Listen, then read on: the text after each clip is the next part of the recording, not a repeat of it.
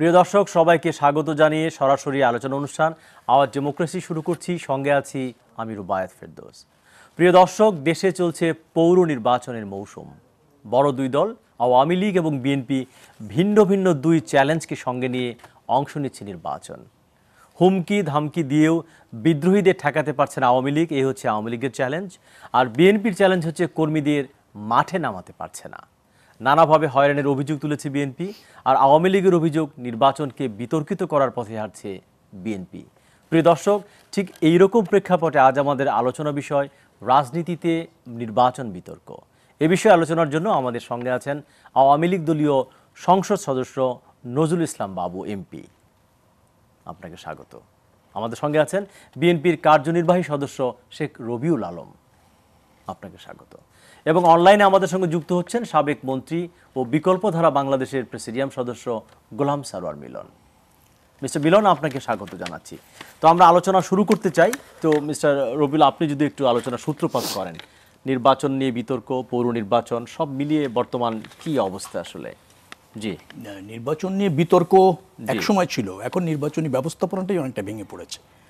নির্বাচনের নামে আনুষ্ঠানিকতা হচ্ছে মাত্র, এবং একটা শিডিউল ঘোষণা করে তফসিল ঘোষণা করা হলো, একটা ডেট নির্ধারণ করা হলো, কিছু আনুষ্ঠানিকতা শেষ করে আওয়ামী লীগের প্রার্থী অর্থাৎ নৌকা মার্কার প্রার্থীকে বিজয়ী ঘোষণা করা ছাড়া এখন আর নির্বাচনের মধ্যে অন্য কিছু নেই। মানে জনরায়ের প্রতিফলন হওয়ার সুযোগ নেই, পছন্দের প্রার্থীকে ভোট দেওয়ার সুযোগ নেই, রাজনৈতিক দলগুলির অধিকার প্রতিষ্ঠা বা যে সমস্ত রাইট রয়েছে নির্বাচনে সেইগুলি আর আপনার প্রতিষ্ঠার কোনো সুযোগ নেই।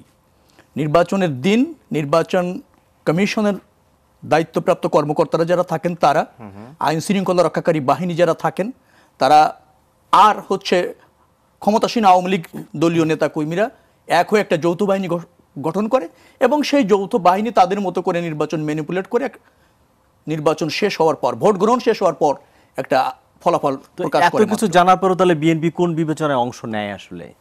ভালো প্রশ্ন করেছেন আপনি, কারণ আমরা চাচ্ছি যে যদি আপনার ভাষায় সেট করাই থাকে তাহলে এই খেলায় কেন আসলে? রাইট, জি, এই খেলার একটা বৃহত্তর রাজনৈতিক দল হিসেবে আমাদের একটা দায়িত্ব রয়েছে। আপনি জানেন যে বাংলাদেশ থেকে নির্বাচন ব্যবস্থা বিলুপ্ত করে দিয়েছিল আওয়ামী লীগ 1975 সালে, যখন একদলীয় শাসন কায়েম করেছিল, এবং ওই দলটি আজীবন ক্ষমতায় থাকবে, পার্লামেন্টে এই ধরনের সংশোধন ছিল, তখন তার নির্বাচন ব্যবস্থা বন্ধ হয়ে গিয়েছিল আইন করেই। এখন নির্বাচন ব্যবস্থা বিলুপ্ত হতে চলেছে, এটাকে ফরএভারের জন্য যাতে বন্ধ করে না দেয় আওয়ামী লীগ, কারণ সেই আশঙ্কা রয়েছে মানুষের। অর্থাৎ নির্বাচনের প্রক্রিয়াটা অন্তত চালু থাকুক, প্রথমত সেটি। দ্বিতীয়ত হচ্ছে, আমরা প্রথমেই বলেছিলাম যে আওয়ামী লীগ পঞ্চদশ সংশোধনী করে সে নির্বাচনের রায় ম্যানিপুলেট করার উদ্দেশ্যেই ক্ষমতা ব্যবহার করছে, রাষ্ট্রযন্ত্র ব্যবহার করছে। আমাদের আশঙ্কার প্রতি কিন্তু জনমনের অনেক সময় সমর্থন ছিল না। আপনারা যারা ওই যে সুশীল সমাজের প্রতিনিধি, প্রখ্যাত সাংবাদিক, আপনারাও বলেছিলেন বিএনপি নির্বাচনে থাকা উচিত। আমরা থেকে এখন প্রমাণ করতে সক্ষম হয়েছি যে আসলে নির্বাচনী ব্যবস্থাপনাটা আওয়ামী লীগ দখল করে নিয়েছে রাষ্ট্রযন্ত্র ব্যবহার করে। সেটি এখন জনগণ আমাদের সাথে একমত হয়েছে, সমস্ত রাজনৈতিক দলে একমত হয়েছে যে সত্যিকার অর্থে নির্বাচন বাংলাদেশে এখন আপনার বিলুপ্ত প্রায়। আর দ্বিতীয়ত হলো যে ভোটাররা নিজে কেন্দ্রে গিয়ে দেখতে পাচ্ছে, যারা যাচ্ছে, যে তার ভোটটি সে পছন্দ মতো প্রার্থীকে দিতে পারছে না, তার ভোটটা অলরেডি দেওয়া হয়ে গিয়েছে, অথবা পছন্দের প্রার্থীতে দিতে গিয়ে সে অ্যাসোর্ট হয়েছে। এই আওয়ামী লীগের এই অনিয়মগুলি দৃশ্যমান করবার জন্য আমরা নির্বাচনে আছি, এবং সেটি ইতিমধ্যে জনগণ গ্রহণ করেছে বিধায় জনগণও দেখবেন যে ভোট বিমুখ হয়েছে। আজকে যদি যে নির্বাচনে ভোট কাস্টিংয়ের যে পার্সেন্টেজ আপনি দেখবেন, সেটি একবার জনগণ সম্পূর্ণভাবে ভোট ব্যবস্থাপনা থেকে নিজেকে গুটিয়ে নিয়েছে। অর্থাৎ জনগণ উৎসাহিত হচ্ছে না, রাজনৈতিক দল উৎসাহিত হচ্ছে না। একটা যে ছোট প্রশ্ন, মানে যদি আপনি নির্বাচনে যে ধরে নেন আপনি পরাজিত, তাহলে আপনাদের কর্মীরা, সমর্থকরা মিছিল মিটিং সেরকম একটা পরাজিত মানসিকতা নিয়েই কিন্তু আপনি কথা বলছেন, এইটা কি হলো মানে তৈরি করে কিনা? না, পরাজিত মানসিকতা না, ধরে নিচ্ছে যে আমরা হেরেই যাচ্ছি। না, হেরে যাচ্ছি সেভাবে বিএনপি যাচ্ছে না। এখনো নির্বাচন একটু ফাইট দেওয়া, যুদ্ধ করা, ফাইট তো করছে। হ্যাঁ, ধরেন আমি একটা সম্প্রতি নির্বাচন ফ্রেমিং দিচ্ছেন, মনে হচ্ছে সবই হয়ে আছে, জাস্ট অংশ নেওয়া, এইটাই কোনো মানে তৈরি করছে কিনা, আর হতাশ করবে কিনা? আপনি তো অনেক ভালো জানেন এবং বোঝেন, জনগণের এবং রাজনৈতিক দলের ভোটে অংশগ্রহণের পরিবেশ করে দেওয়া রাষ্ট্রের দায়িত্ব। এখন রাষ্ট্র, সরকার, প্রশাসন এবং সরকারি দল যখন একাকার হয়ে যায়, ইভেন নির্বাচন কমিশনের কর্মকর্তারা যখন অসহায় হয় এবং সরকারি দলের সহযোগী সংগঠনে পরিণত হয়, তখন সেখানে বিজয় নিশ্চিত করার মাধ্যমকে জনগণ, তো সেই জনগণ যখন অসহায় হয়ে যায়, ভোট দিতে পারে না, তো সেই ফল উইন আর করার সুযোগটা কোথায়? জি, কোনো সুযোগ তো নেই। জনগণ যদি অবাধে ভোট দিতে পারতো, রাজনৈতিক দলকে পছন্দ করতে পারতো প্রার্থীকে, সেই সুযোগটা থাকলে তো বিজয়ের সম্ভাবনা অনেক ছিল। ধন্যবাদ। আমি আপনার কাছে আবার আসবো। বাবা, অনেকক্ষণ আপনি শুনেছেন, এখন যদি আপনার পক্ষ থেকে বলেন, তিনি একদম সার্বিক নির্বাচনী ব্যবস্থা এটা হতাশায় ব্যক্ত করেছেন এক ধরনের, যেটা শেষ হয়ে দেখেন, গেছে। হতাশ যারা হয়ে যায় তারা কোনো কাজে সাকসেস হওয়ার কোনো সুযোগ থাকে না। তো হতাশ থেকেই যখন ওনাদের শুরু, সফলতা অর্জনে তো ব্যর্থতা আসবেই, এটাই স্বাভাবিক। কিন্তু দেখুন, রবিউল ভাই যে কথাগুলি বলেছেন, আমি ওনার প্রটেস্ট করছি না, আমি শুধু বলতে চাই যে নির্বাচনী ব্যবস্থাপনা খারাপ হয়ে গিয়েছে। নির্বাচনী ব্যবস্থাপনার বিরুদ্ধে ওনাদের যদি কোনো সংগ্রাম থাকে, আন্দোলন থাকে, বক্তব্য থাকে, এটা ওনারা আন্দোলনের মাধ্যমে বহিঃপ্রকাশ ঘটাতে পারেন, এটা দেশের প্রধানমন্ত্রীর কাছে তুলে ধরতে পারেন, দেশ ও জাতির কাছে তার প্রত্যাচার তো এতটুকুই হওয়া উচিত। কিন্তু আমরা লক্ষ্য করেছি ওনারা নির্বাচন করছেন, নির্বাচন থেকে সরে যাচ্ছেন, নির্বাচনে ওনাদের কর্মীদেরকে নামাতে পারছেন না। এতে নির্বাচনী ব্যবস্থাপনা যে খারাপ, এইটা দেখানোর সুযোগটা কোথায়? বরঞ্চ দেশের মানুষ বুঝতে পারবেন, পরিচ্ছন্নভাবে বুঝলেন যে বিএনপির নেতাকর্মীর সাথে কোনো জনগণ নেই। জনগণ থেকে বিচ্ছিন্ন হয়ে যাওয়ার কারণেই নির্বাচনে তারা জয়লাভ করতে পারে না। কিন্তু এই নির্বাচনকে প্রহসনের নির্বাচন বলার জন্য তারা একটা অপচেষ্টা করেন। নির্বাচনের পূর্বে এই নির্বাচনের মাঠ থেকে চলে আসেন, অথবা দেখা যায় বলেন যে ভোট দিয়ে দিয়েছে, ভোট নিয়ে নিয়েছে। আমি খুব পরিষ্কারভাবে বলবো যে এখানে আমাদের মিলন ভাই আছেন, সাবেক মন্ত্রী, আপনি আছেন একজন মানে অন্যতম সঞ্চালক। আপনাদের বিবেচনায় একটু ভেবে দেখুন যে দেশের রাজনৈতিক অবস্থা ওনাদের ভাষায় খুবই করুণ, খুবই খারাপ। এই কিছুক্ষণ পরে বলবেন মামলা হামলার জন্য কিছু করতে পারছেন না, আরেকটু পরে বলবেন যে ভোট হলেই বিএনপি জিতে যাবে। তাহলে ভোটটা হবে কবে, জিতবে কবে? যদি কর্মীদেরকে মাঠে নামাইতে না পারেন, জনগণকে যদি বুঝাইতে না পারেন। আজকে তো 3টি নির্বাচন হলো, জাতীয় নির্বাচন, সেই নির্বাচনগুলিতে তাদের ভূমিকাটা কী? নির্বাচনে মনোনয়ন দিলেন, একই আসনে 4 জন 5 জন করে সিলেক্ট করতে করতে ইলেকশন চলে আসলো। তো এই যে ওনাদের রাজনৈতিক সিদ্ধান্ত নিতে ভুল এবং সিদ্ধান্তহীনতায় ভুগছেন, এইটা কি দলীয় সরকার ওনাকে ম্যানেজ করে দিবেন? এই আশায় থাকলে তো চলবে না। আসলে বাস্তবতা হলো কি জানেন, যে বিএনপির টোটাল লিডারশিপটাই এখন ডেস্ট্রয় হয়ে গিয়েছে। কারণ বিএনপি লিডারশিপের প্রশ্নবিদ্ধ। কারণ বিএনপির যিনি চেয়ারম্যান ছিলেন, তিনি ভারপ্রাপ্ত চেয়ারম্যান করে দিয়েছেন ছেলেকে। যিনি চেয়ারম্যান, তিনি আজকে এই সারা বাংলাদেশের মানুষের কাছে পরিষ্কার হয়েছে যে জুডিশিয়ালে উনি হেরে গিয়ে সাজাপ্রাপ্ত একজন আসামি হিসাবে কারাগারে ছিলেন। আজকে এই মুক্ত আবহাওয়ায় বাংলাদেশের নির্বাহী ক্ষমতায় প্রধানমন্ত্রী তা ওনাকে সুযোগ করে দিয়েছেন, কিন্তু তিনি 3বারের প্রধানমন্ত্রী। ওনার ছেলে তারেক রহমান, উনি বিদেশে আছেন, সেখান থেকে তিনি লিড করছেন পার্টিকে। উনি মনোনয়ন দিচ্ছেন ওনার মতো করে। কর্মীদের এখানে প্রশ্ন রয়েছে নির্বাচনগুলিতে, তাই আমরা লক্ষ্য করেছি। আবার নির্বাচনে যারা যান, নমিনেশন নিয়ে ঢাকা থেকে বাড়িতে আর যান না। কারণ কর্মীরা দেখা যায় যে এতদিন এই যে 10 বছর বিরোধী দল যাকে মনোনয়ন দিচ্ছেন, তারা কোনোদিন এলাকায় যান না। এলাকার জনগণ তাকে কোনো প্রয়োজনই মনে করেন না, ভোটই দেন না, বা তার প্রার্থী হিসাবে তাকে বাছাই করতে চান না। সেই মুহূর্তে একজন প্রার্থী কি করবেন? হতাশায় উনি যখন ব্যাকডোরে চলে আসেন, তখনই ওনারা এই প্রহসনের কথা বলেন, বিভিন্ন রকম প্রশ্ন তোলেন। কিন্তু আমরা তো অনেক নির্বাচন কমিশনারের বিরুদ্ধে আন্দোলন করেছি, যদি দেখেছি কোথাও ত্রুটি দেখেছি, আমরা কিন্তু এগুলি করেছি। আপনি দেখেছেন যে এই নির্বাচনের মাগুরা নির্বাচন দিয়ে শুরু হলো নির্বাচন কমিশনারের ব্যর্থতার কথা। আজিজ নির্বাচন বলেন, ওই 15ই ফেব্রুয়ারি নির্বাচন বলেন, এগুলি কিন্তু আমরা প্রতিহত করেছি। যদি ওইরকম কিছু হতো, তাহলে বাংলাদেশের জনগণ বিএনপির সাথে থেকে এগুলির বিরুদ্ধে জি আজকে শুদ্ধার আচরণের জন্য ব্যবস্থা নিতে অনেক চেষ্টা ধন্যবাদ। করছে। আমি আপনার কাছে কিন্তু আবারও তারা তো ফিরে সেই জায়গায় আসবো। যেতে পারেনি, অনেক ধন্যবাদ। যেখানে জনগণের মন জয় করতে পারেন না, সেখানে তো তাদেরকে কেউ না, আসলে এই নিয়ে প্রশ্ন বসিয়ে আমি দিতে শেখ পারবে না। রবিউলকে ফেরত দেব। তার আগে মিলন ভাই, আপনি যদি একটু বলেন, আওয়ামী লীগ এবং বিএনপির দলের দুজন নেতা তাদের বক্তব্য রেখেছেন পৌর নির্বাচন এবং হচ্ছে বর্তমান রাজনৈতিক অবস্থা নিয়ে, আপনার একটু মূল্যায়ন শুনতে যাচ্ছিলাম। ধন্যবাদ আমার প্রিয় সঞ্চালক রুবায়েত ফেরদৌস ভাই আপনাকে, আপনাকে এবং ধন্যবাদ। আমার আজকে সহ আলোচক আমার অনুজ নজরুল ইসলাম বাবু, যাকে আমি অত্যন্ত আমাদের ভালো সম্পর্ক, এবং রবিউল, তাকেও আমি শ্রদ্ধা ভালোবাসা অভিনন্দন জানিয়ে আমি আমার বক্তব্য শুরু করতে চাই।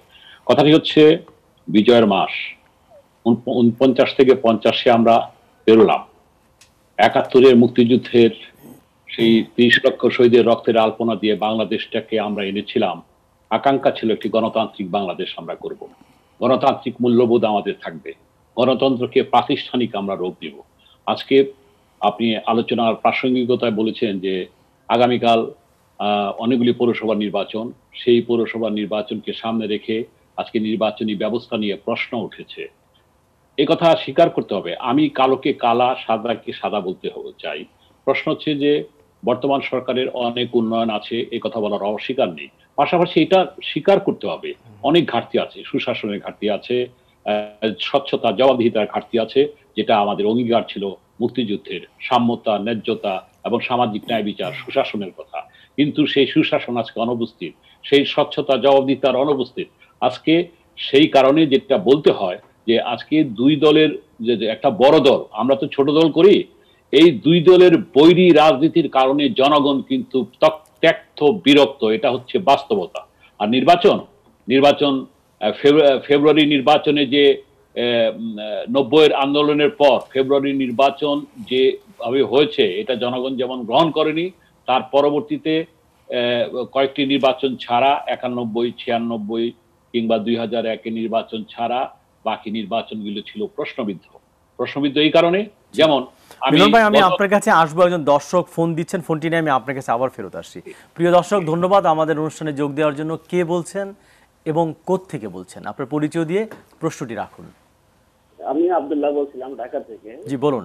আসসালামু আলাইকুম। ওয়ালাইকুম আসসালাম। আমি আসলে একটা কোশ্চেন করতে চাচ্ছিলাম আর কি। কোশ্চেনটা হচ্ছে যে আমার এখন সরকারি দল বলতেছে যে বিএনপি জনগণ থেকে বিচ্ছিন্ন হয়ে গেছে, অথবা আবার বিএনপি বলতেছে যে আসলে আওয়ামী লীগ নির্বাচন ব্যবস্থাকে ভয় পায় বিধায় কোনো ইলেকশন দিচ্ছে না। এই যে পরস্পরকে দুঃসাহস যে করতেছে, আসলেও আমরা যা দেখতেছি যে বিগত সংসদ নির্বাচন এবং এদের যে স্থানীয় সরকার নির্বাচনগুলো হচ্ছে, নির্বাচনগুলোতে জনগণের পার্টিসিপেট নাই বললেই চলে।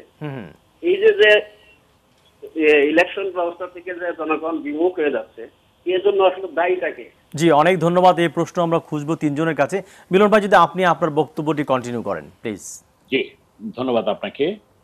আমি দর্শকের কথার যে টেনে কথাটা শুরু করতে চাই, যে সেটি হচ্ছে যে আজকে নির্বাচনী ব্যবস্থার প্রতি জনগণের অনাস্থা চলে এসেছে, যে কারণে স্থানীয় সরকার নির্বাচন ছাড়া, কারণ যে সেখানে মেম্বাররা থাকে কিংবা কাউন্সিলররা থাকে, তারা তাদের সমর্থক গোষ্ঠীর উপস্থিতির কারণে হয়তো কিছুটা উপস্থিত হয়, কিন্তু বাস্তবে সংসদ নির্বাচনে সেইভাবে উপস্থিতি দেখা যায় না। এটা হলে বাস্তবতা।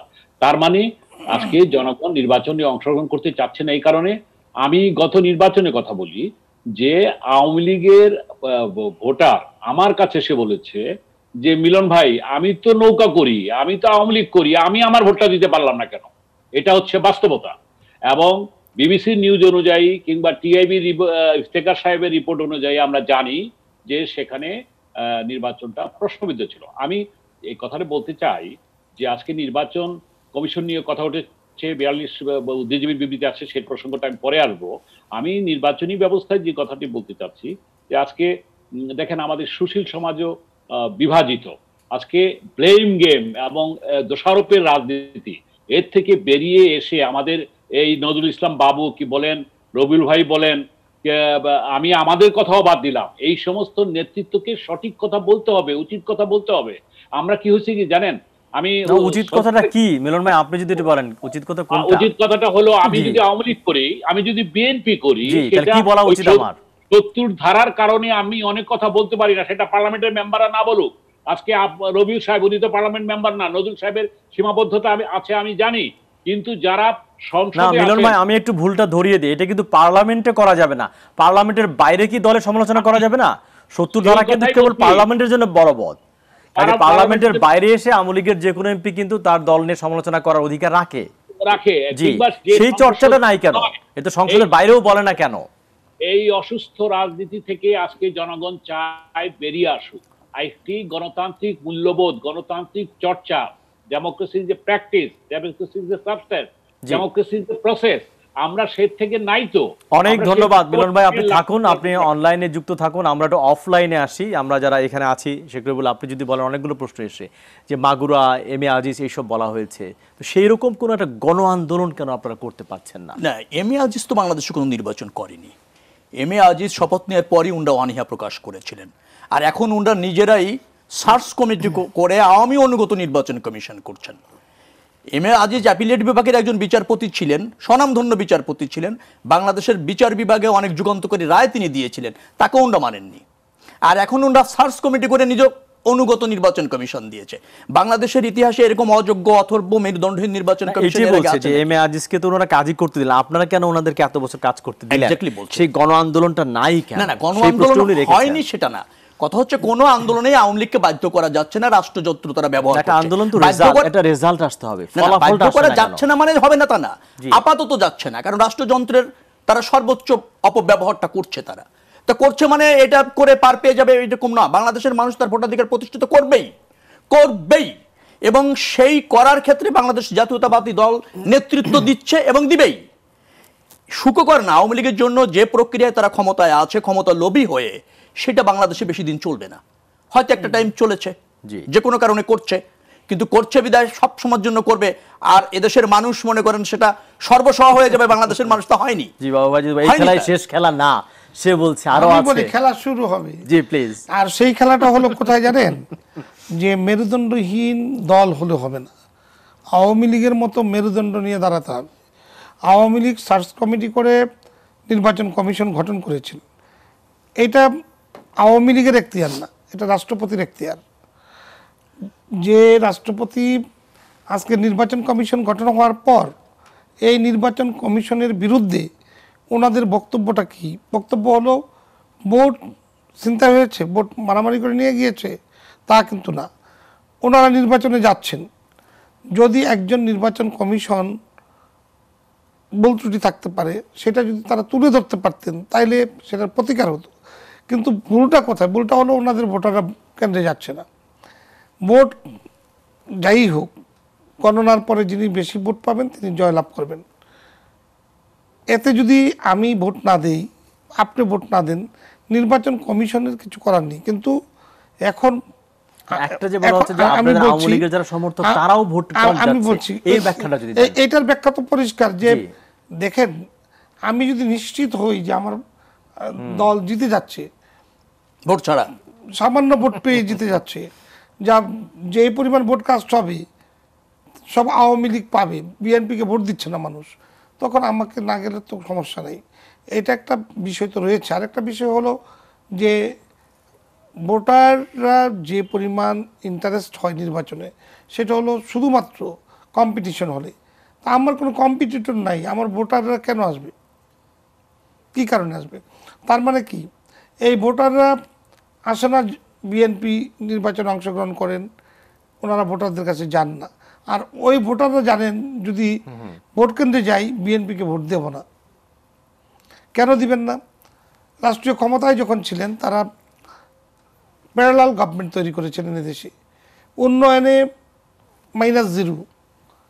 বিরোধী দলে এসেছেন, সরকারের ছায়া হয়ে কোনো একটা ভূমিকা রাখতে পেরেছে, আজ পর্যন্ত এটা উদাহরণ হিসাবে দিতে পারবেন না রবিউল ভাই।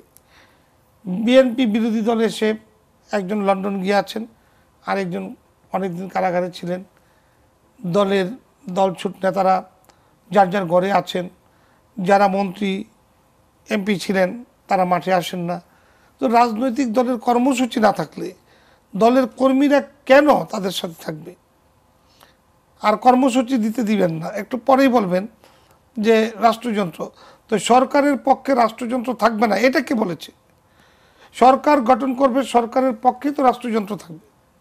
আপনি গাড়ি পড়বেন, আপনি স্কুল পুড়ে দিবেন, আপনি শিক্ষক মেরে ফেলবেন, আপনি পেট্রোল বোমা মারবেন, আপনি গাড়ি পুরো সরকার করে লাশ উপহার দিবেন, আর সরকারি সংস্থা পুলিশ প্রশাসন ঘরে বসে দেখবে, এটা কি হয়? না। সরকার তার অধীনস্থ সকল প্রতিষ্ঠানকেই পরিচালনা করবেন, সেই জন্যই তো সরকার গঠন করেছেন। আপনারা কেন বারবার বলেন যে সরকার সব দখল করে নিয়েছে? সরকারের দখলে আসার জন্যই তো সরকার গঠন। Very good. সরকার যদি জনগণের বিপক্ষে কাজ করে, কাজে লাগায়, জনগণই তো ক্ষিপ্ত হবেন, জনগণই তো তার বিরুদ্ধে কথা বলবে। রাষ্ট্রের 3টি বিভাগের একটা হলো সরকার। সরকার রাষ্ট্রযন্ত্র ব্যবহার করতে পারে না, সাংবিধানিক প্রতিষ্ঠান ব্যবহার করতে পারে না। আপনি সরকার এবং রাষ্ট্রের মধ্যে বাবু ভাই পার্থক্যটা বুঝতে হবে। আমি বুঝেই আপনাকে প্রশ্ন করেছি। হ্যাঁ, বলেন। রাষ্ট্রযন্ত্র সরকার ব্যবহার করছে, তো সরকার ব্যবহার করবে না, ব্যবহার করবেন কি আপনি? না না, আর যখন রাষ্ট্রযন্ত্র নিরপেক্ষ থাকবে, রাষ্ট্রযন্ত্র সরকার তার দলের পক্ষে ব্যবহার করতে পারে না। আমি আপনাকে বলি, সরকার হলো 3টি বিভাগের একটি, শাসন বিভাগ সরকার, বিচার বিভাগ, রাষ্ট্রবিজ্ঞানের ছাত্র, আমি বলি আইন বিভাগ। আমি আপনাকে যেটা বলছি সেটার জবাবটা আপনি দেন। বলেন।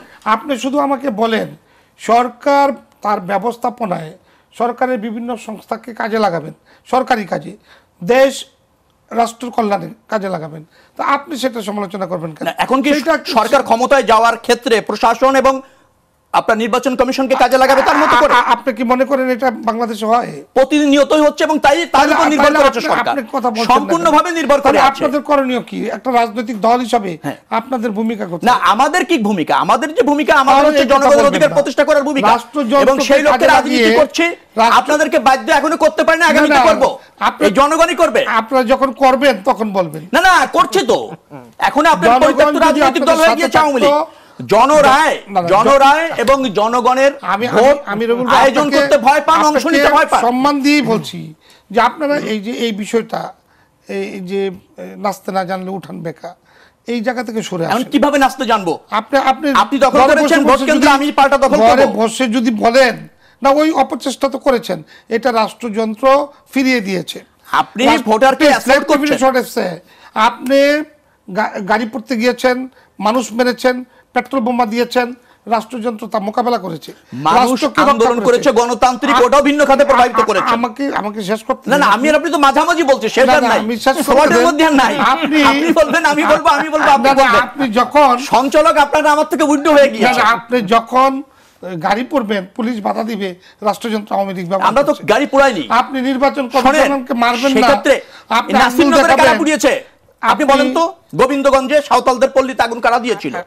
দেখেন, বলেন কারা দিয়েছিল? আমি সচক্ষে দেখিনি, আপনি দেখেছেন? আমি প্রতিবেদন দেখেছি, প্রতিবেদন অনুযায়ী প্রশাসন এবং সরকারি দলের লোক দিয়েছে। না না, প্রশাসন রামুতে তাই একই ঘটনা ঘটেছে তদন্তে। প্রশাসনকে যদি আপনি এইভাবে আমাদের শান্তিপূর্ণ আন্দোলনকে তাহলে তো আপনি ভিন্ন খাতে প্রভাবিত করতে অপকৌশল হিসেবে আপনারা করেছেন। যন্ত্রই মানতে চান না, আপনারা সেটা করেছেন। রাষ্ট্রযন্ত্রের কাজ কি? এই শুনেন, আমি আপনাকে বাবা একটা কথা জবাব দেন। না না, আমি শুধু প্রশ্ন করেছেন, আমি বলি, খালেদা জিয়ার দলকে রাষ্ট্রীয় ক্ষমতায় বসে দেওয়া কি নির্বাচন কমিশনের কাজ? জনগণের কাজ, সেটা করতে দেন। তাহলে সেই জনগণ কোথায়? সেই জনগণ তো টুটি চেপে ধরেছে। জনগণের অধিকার আছে বাংলাদেশে। আর অধিকার কেড়ে বাংলাদেশটা আপনারা দখল করে নিয়েছেন, স্টেট আওয়ামী লীগ দখল করে নিয়েছে। এই শুনেন, আমি আপনাকে একটা বাংলাদেশ আমরা দখল, আপনি আমার একটা প্রশ্নের উত্তর দেন। বাংলাদেশ আমরা বানিয়ে দিয়েছি, আপনারা দখল করার আপনারা বানান নাই। আপনাদের রাজনৈতিক যুদ্ধ আমরা নেতৃত্ব দিয়ে সশস্ত্র সংগ্রাম করিয়েছি। পার্টিসিপেটরি মুক্তিযোদ্ধা বিএনপি প্রতিষ্ঠিত করেছে। বঙ্গবন্ধুর অপর নামটাই হলো বাংলাদেশ। সুতরাং ওই বাংলাদেশকে নিয়ে যখন ছিনিমিনি খেলেছেন, ওই বাংলাদেশকে যখন আপনারা লুটপাট করে ধ্বংস করে দিয়েছেন, তখন এদেশের জনগণ চিরদিনের দর্শন রাষ্ট্র, এখন আর সেই দর্শন আওয়ামী লীগ নাই। এখন আইয়ুব এবং ইয়াহিয়ার চেতনা আপনারা হয়ে গিয়েছেন। আপনারা মানে ওয়ান আফটার ওয়ান করলে ভালো হয়। মিলন ভাই কি আছেন আপনি? আমি তো লাইনে আছি। আপনি যদি এই তর্কে একটু ঢুকতে চান। আসলে আমি যেটা বলতে চাচ্ছি সেটা হচ্ছে যে ওই যে প্রথমেই বলছি যে আমাদের যে একে অপরকে দোষারোপ না করে আমরা করণীয়টা কি, ইন্টেলেকচুয়াল ফাইটটা আমাদের আসা উচিত, সুস্থ এবং সুষ্ঠু রাজনৈতিক সাংস্কৃতিক বিকাশটা হওয়া দরকার। আমি সেই জায়গাটায় কি হওয়া দরকার যে আজকে যে অবস্থাটা তো বিরাজমান, যেটা সত্যি কথা বলি, যে বিএনপি আজকে আমার রবিউল ভাই যেটা বলেছেন, উইথ রেসপেক্ট টু হিম, যে বিএনপিরও তো অনেক ভুল আছে। ওনারা 13-14 সনে সেই যুদ্ধাপরাধীদের পাল্লায় পড়ে ওনারা নির্বাচন করলেন না, এবার তাদেরকে নিয়ে নির্বাচন করলেন, এসব অনেক কথা আসে কথা পৃষ্ঠে। আমি সেই জায়গায় যাব না। আমার কথা হচ্ছে যে তারা একটি বৃহৎ রাজনৈতিক দল, একটা বিরাট অংশ তাদের সমর্থন আছে। আমরা গণতন্ত্রকে প্রাতিষ্ঠানিক রূপ দিতে পারি নাই, এইটা যেমন সত্যি, ঠিক তেমনি ভাবে বিরোধী দল হিসাবে বিএনপিও তার ভূমিকা যথাযথভাবে পালন করতে পারে নাই। এই কথাকে অস্বীকার করলে হবে না। তারা রাতে ভোট পাহারা দেবে, কিন্তু রাতে নাকি ভোট হয়ে গেছে। দিনে ভোট পাহারা দেবে, দিনে কোনো লোকই পায় নাই, কোনো লোকই ছিল না। তো এই ইতিহাসকে তো ভুললে চলবে না।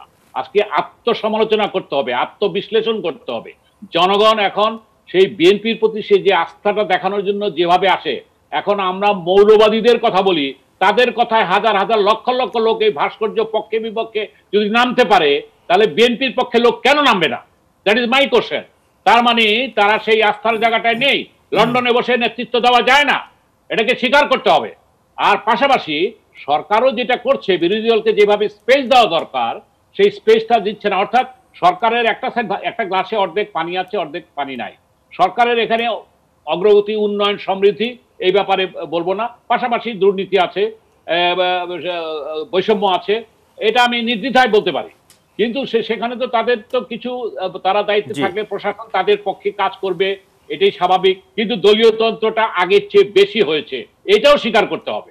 কিন্তু এর পাশাপাশি আজকে সুশীল সমাজ বলেন, সামাজিক শক্তি সমগ্রগুলি বলেন, আজকে আমরা সেইভাবে সেগুলিকে, বিএনপি যদি বিরোধী দল হিসাবে সেগুলিকে সকল কিছুর ঊর্ধ্বে থেকে, যেমন ধরে এখন করোনা, এখন যদি একটি জাতীয় ঐক্যমতের জায়গায়, আমি এটা সরকারি দলকে বলবো যে আমরা একটু ধরে রাখেন, আমরা আপনাকে এই কথা দিয়ে আবার শুরু করব বিরতির পরে। প্রিয় দর্শক, সময় হলো এখন বিরতির। আপনারা দেখছেন আওয়াজ ডেমোক্রেসি। আমরা কথা বলছিলাম আজকে পৌর নির্বাচনের উত্তাপ এবং রাজনীতিতে সামগ্রিক নির্বাচনী বিতর্ক নিয়ে। সঙ্গে থাকুন, একটু পরে আমরা ফিরে আসব আপনাদের প্রশ্ন এবং উত্তর নিয়ে।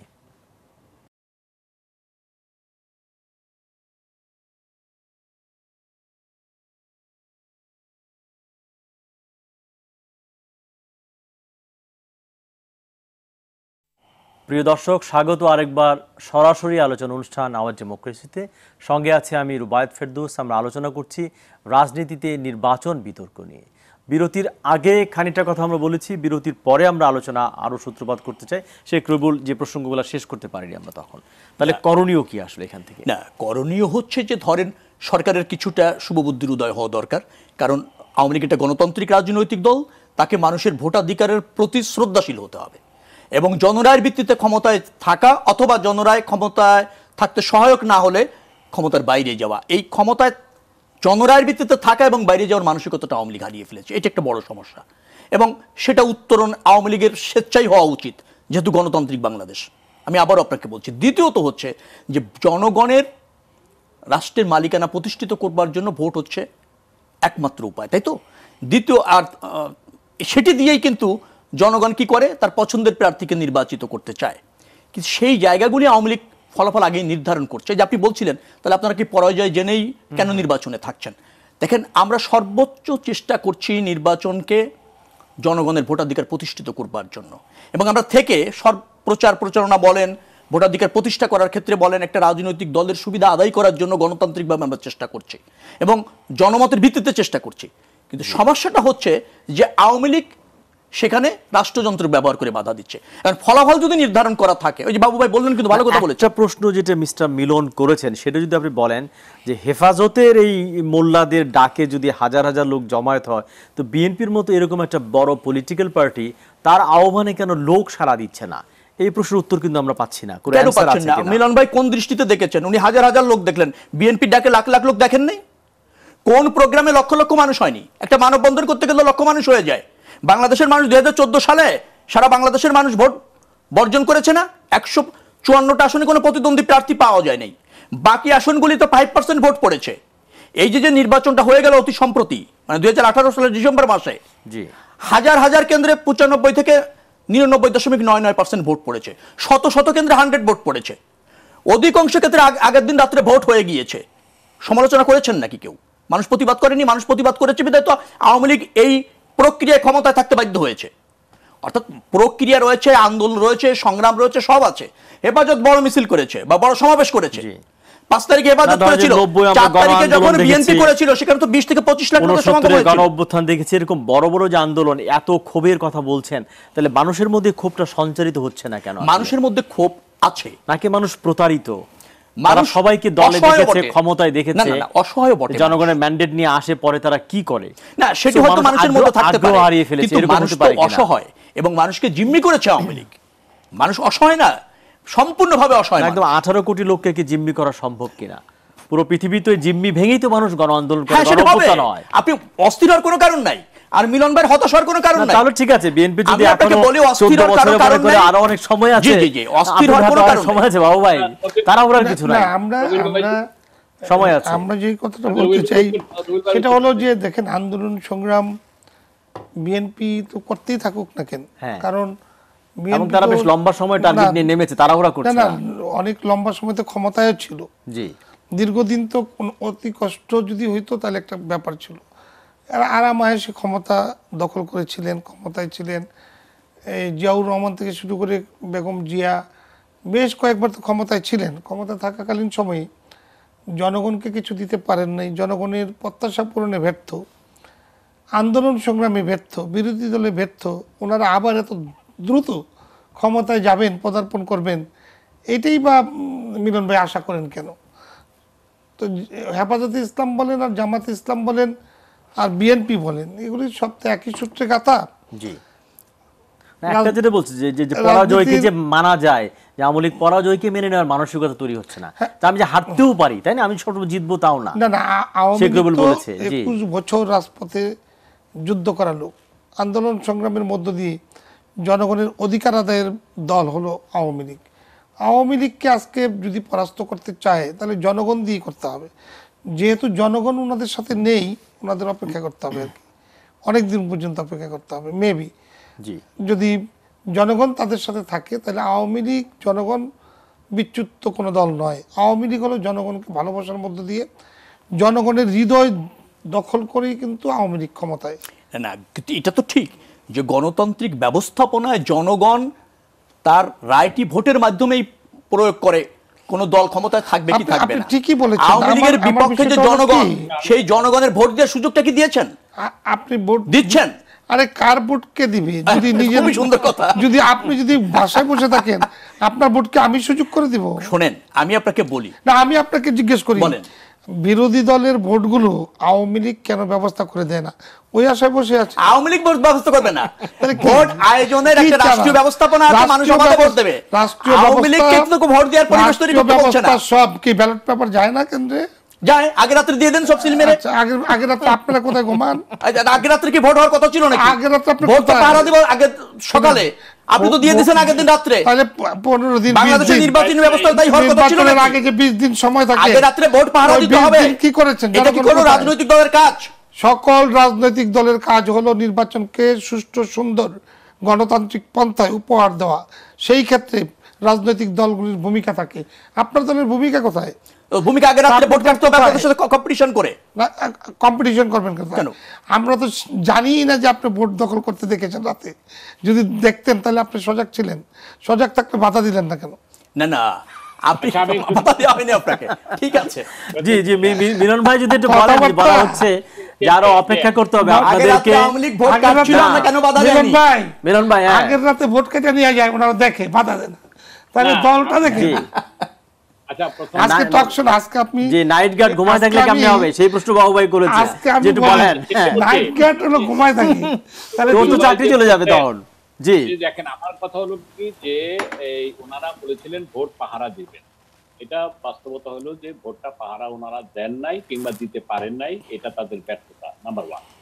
নাম্বার 2, আমি তাই বলে এই প্রমাণ করতে চাচ্ছি না যে আমাদের নির্বাচন ব্যবস্থা শক্তিশালী হয়েছে। আমাদের নির্বাচন ব্যবস্থাকে শক্তিশালী করা উচিত। আপনি যেটা প্রশ্ন করেছেন করণীয়টা কি? জি, করণীয়টা হচ্ছে যে আজকে 42 বুদ্ধিজীবী নাগরিক যে একটা বিবৃতি দিয়েছে, এটার দুটা সাইডই আছে। প্রথম কথা হচ্ছে যে তারা অনেকদিন পরে তারা একটা কথা বলেছেন, সেটা তদন্তের বিষয়। অভিযোগ এনেছেন দুর্নীতি, অনিয়ম এবং অসদাচরণের জন্য, সেটা রাষ্ট্রপতির কাছে জুডিশিয়াল কাউন্সিলের কথা বলেছেন। সেই জুডিশিয়াল কাউন্সিল গঠন, এটা হাইকোর্টে রিট অবস্থায় আছে। যেহেতু এটা আপনারা জানেন যে সিনহা সাহেবের সময় এটা একটা আপিল বিভাগে এটা রিট অবস্থায় আছে, জুডিশিয়াল কাউন্সিল গঠন করা হয়নি। সুতরাং এটা রাষ্ট্রপতি ইচ্ছা করলে 48-এর 5 ধারা অনুযায়ী এটা ইচ্ছা করলে উনি ইচ্ছা প্রকাশ করতে পারেন যে ক্যাবিনেটে আলোচনা করার জন্য। এটা রাষ্ট্রপতির ব্যাপার। আমার বক্তব্য হচ্ছে এই 48 বুদ্ধিজীবী তো তাও একটি ভয়েস রেজ করেছেন। আজকে সেই ভয়েস রেজটা আমরা যদি বিরোধী দলের কাছ থেকে পেতাম, প্রথম কথা হচ্ছে যে বুদ্ধিজীবী যারা রয়েছেন তারা বিভাজিত, কিংবা এই 42 জনের ব্যাপারে আমার বক্তব্য হচ্ছে এরা সরকারি দলের সমর্থকের কিছু বুদ্ধিজীবী রয়েছেন। এইটাকে আমি একটা সার্বজনীন একটা ফোরাম বলতে পারি। এই 24 জনই হয়ে উঠুক আমাদের একটা মাইলস্টোন। আমরা 71 সনে যে গৌরবময় পথ চলা শুরু করেছিলাম, আজকে 50 বছরে অনেক রাষ্ট্র আমাদের চেয়ে অনেক দূরে এগিয়ে গেছে। আমরা উন্নতি করেছি, অগ্রগতি করেছি, সমৃদ্ধি হয়েছে, উন্নয়ন হয়েছে, বৈষম্য বেড়েছে। মিলন ভাই যদি বলেন, আমরা বিজয়ের মাসে কথা বলছি, মানে আমাদের সামনে এখন চ্যালেঞ্জগুলো কি, যে রাষ্ট্রকে আরো এগিয়ে নিতে, উন্নত দেশের কাতারে যেতে প্রধান বাধাগুলো আপনি কি দেখেন? আসলে আমার প্রধান বাধা সুশাসন, সুবিচার। আমার সামাজিক ন্যায় বিচার নেই ঘাটতি, সুবিচারের ঘাটতি, আইনের শাসনের ঘাটতি। এবং এটাকে যদি মাননীয় প্রধানমন্ত্রী, আমি বিশ্বাস করেন আমি প্রধানমন্ত্রীকে আমি এই আওয়ামী লীগের একটা ইতিবাচক সমালোচনা করতে চাই। আওয়ামী লীগ আজকে এককভাবে দেশ চালায়। এখন আওয়ামী লীগের শত্রুকে জানেন? আওয়ামী লীগের শত্রু কিন্তু আওয়ামী লীগ। আপনি এই যে পৌরসভা নির্বাচন কথা বলছেন, ওই বিদ্রোহী প্রার্থী আওয়ামী লীগ। এবং আওয়ামী লীগও যে বাবু, আমার অনুজ, আমার অত্যন্ত কাছের লোক বাবু আছে, ওই আওয়ামী লীগের শত্রু কিন্তু বিএনপি না। শত্রু বলতে আমি প্রতিপক্ষ বুঝাচ্ছি, শত্রু শব্দটা অ্যাপ্রোপ্রিয়েট, মানে দরদি আওয়ামী লীগের প্রতিপক্ষ এখন আওয়ামী লীগই, নট বিএনপি। জি হ্যাঁ, এটা প্রতিপক্ষ এখন, আর বিএনপি সেই জায়গাটা হারিয়েছে। আমার বক্তব্য হচ্ছে যে একটি গণতান্ত্রিক রাজনীতি 2 চাকার উপর চলে, এইভাবে তো একটা দেশ চলতে পারে না। সেজন্য মিলন ভাই, আমাদের সময় শেষ। আমি একটু বাবু ভাইকে দেব। বাবু ভাই, আজকে ওবায়দুল কাদের সাহেব বলেছেন যে তিনি মনে করেন যে বাংলাদেশে এরকম একটা শক্তিশালী বিরোধী দল থাকা কিন্তু দরকার।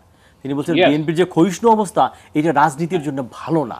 এইটা যদি আপনি একটু ব্যাখ্যা করেন, কাদের ভাই এর বক্তব্য মানে কাদের ভাই যেটা চিন্তা করেছেন সেটা হলো যে রাজনৈতিক দল যদি শক্তিশালী থাকে তাহলে দেশ এবং জাতির কল্যাণে কাজ করতে সুবিধা হয়। সবসময়ই ভালো কাজ করার চেক অ্যান্ড ব্যালেন্সটা থাকে। সেই জন্যই বলেছেন মিলন ভাই, তো সেই কথাটাই বললেন যে বিএনপির করুণ অবস্থা দেখলে আমাদের আসলে মায়া হয়। কারণ কি জানেন, যে আওয়ামী লীগের প্রতিপক্ষ আওয়ামী লীগ এই কারণে হচ্ছে যে মনোনয়ন পেয়েছে নৌকার একজন, আরেকজন মনে করে আমি যোগ্য, ওই এলাকায় আরেকজন বিএনপির প্রার্থী যোগ্য, এটা তারা প্রমাণই করতে পারে না। কারণ কি, ভোটারদের সাথে সম্পর্ক নেই, জনগণ থেকে সরে আসছে, রাজনৈতিক কর্মকাণ্ড থেকে সরে যাচ্ছে। আপনাকে একটা উদাহরণ দিতে চাই আমি। এই যে মিলন ভাই এখানে আছেন, আপনিও আছেন, আপনি জানেন জাতীয় পার্টি যখন ক্ষমতা ছেড়ে চলে যায়, ক্ষমতা থেকে আউট হয়ে যায় হোসেন মোহাম্মদ এরশাদ, তখন কিন্তু উনি জেলে, উনি 5টা আসনে জয়লাভ করেছিলেন। এবং তখন কিন্তু জাতীয় পার্টি যেখানে গিয়েছেন সেখানে বিএনপি কঠিনভাবে মারধর করে উঠিয়ে দিয়েছিলেন। তারপরেও কিন্তু তারা মাঠে ছিলেন বলেই দলটা এত বছর যাবৎ জাতীয় সংসদে প্রতিনিধিত্ব করতে পারছেন। এটা কিন্তু মাঠ ছেড়ে দিলে সম্ভব না, দল ছেড়ে দিলে চলবে না। বিএনপির নেতাকর্মীরা আসলে কি, আমি যেটা বলতে চাই, দল ছুটদেরকে নিয়ে বিএনপি গড়ে উঠেছিল। বিএনপির প্রকৃত লিডারশিপ কিন্তু দিনে দিনে সরে গিয়েছিলেন। যারা বিএনপির প্রকৃত লিডারশিপ, তাদেরকে অবমূল্যায়ন করা হয়েছে। যেটা কথা উঠেছে, মুক্তিযুদ্ধের পক্ষের বিএনপিকে সবসময় কোণঠাসা করে রাখা হয়েছে।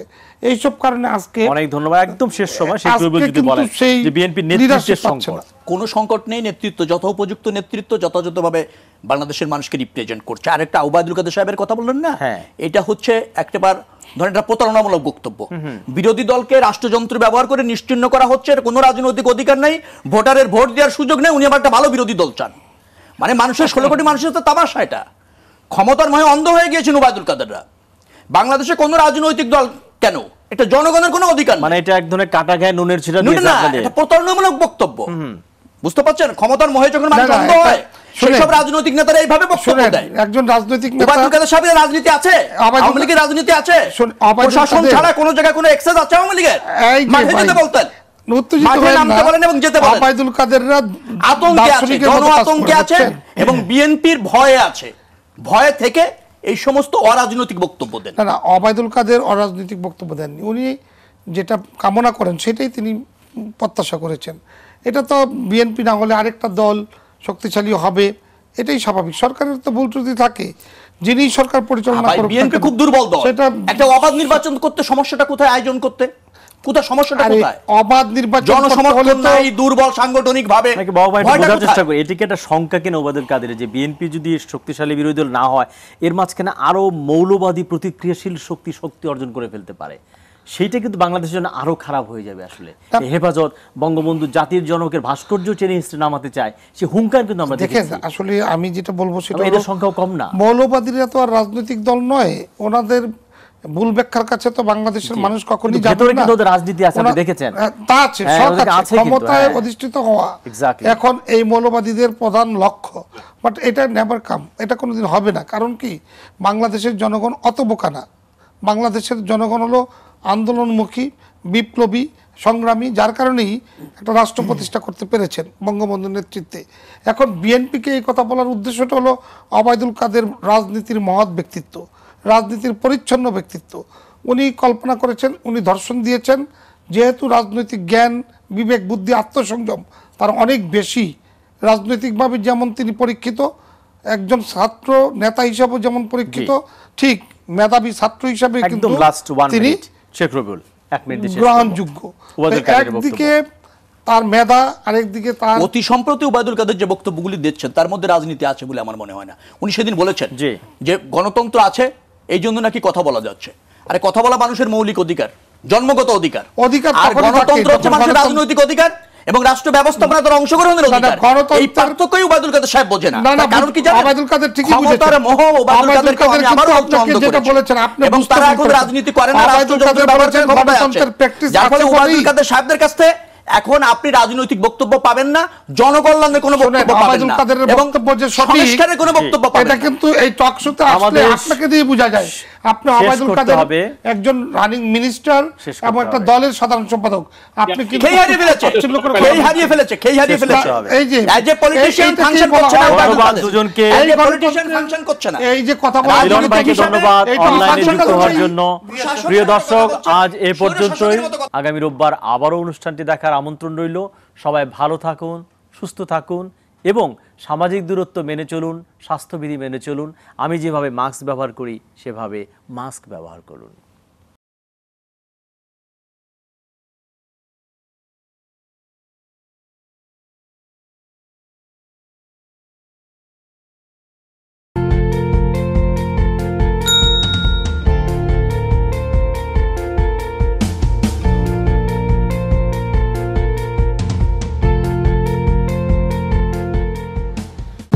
For more updates, subscribe and press the bell icon on YouTube app and never miss another update.